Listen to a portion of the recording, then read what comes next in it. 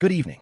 In a dramatic escalation of Middle East tensions, the United States launched a precision airstrike operation on Iran's key nuclear enrichment sites, marking the first time U.S. forces have directly bombed Iran's nuclear infrastructure. Launched late on June 21st, 6 massive GBU-57 Earth-penetrating bombs were dropped on Fordow, while Natanz and Isfahan were hit with bunker busters and submarine-launched Tomahawks. 2 stealth bombers flew directly from Whiteman Air Force Base, with missiles supporting strike.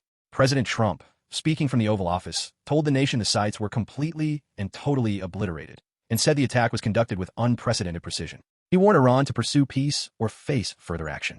Officials emphasized there is currently no intent for U.S. boots on the ground or regime change. Trump praised cooperation with Israel and military leadership, including General Kane and Secretary Hegseth, while asserting that further attacks remain a clear option. This is a significant test of U.S. military strategy and global diplomacy. The operation involved multiple platforms. Northrop-built B-2 Spirit bombers carrying 30,000 lb GU-57 mother of all bombs, supported by submarine-launched Tomahawks targeting deeper underground facilities. Fordow, buried under nearly 100 meters of reinforced mountain, was designated for 6 bunker busters.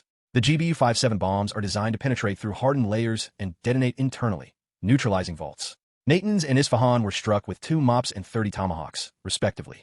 Commanders executed coordinated timing to maximize destruction while limiting collateral damage. Stealth assets and real-time intelligence helped ensure precision targeting. A U.S. official confirmed no civilian casualties reported yet. Iran has not confirmed injuries. This operation echoes the U.S. withdrawal from the Iran nuclear deal in 2018 and subsequent covert operations. It underscores a shift from cyber and proxy warfare to overt kinetic assault. Officials say military escalation will be matched by political diplomacy to prevent wider war.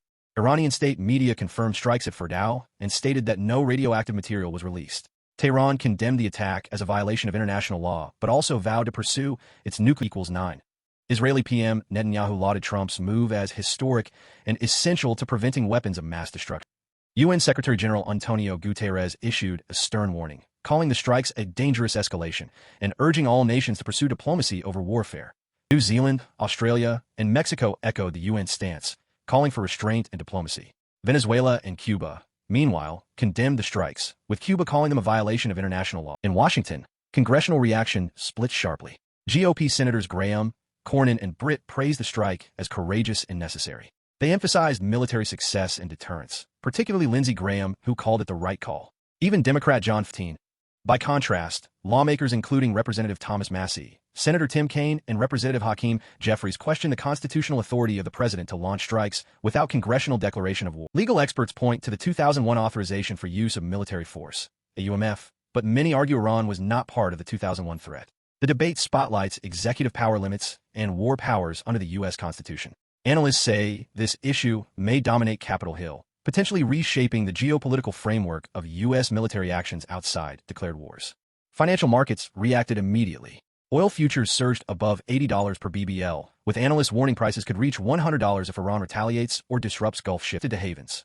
Bitcoin fell about 1%, while Ether dropped over 5%. The safe haven U.S. dollar strengthened amid regional risk. Energy analysts predict higher inflation, slowing consumer markets, and disrupted supply chains if the Strait of Hormuz becomes a flashpoint. Central banks will closely monitor commodity-driven inflation pressure. Sector-specific risk arises too.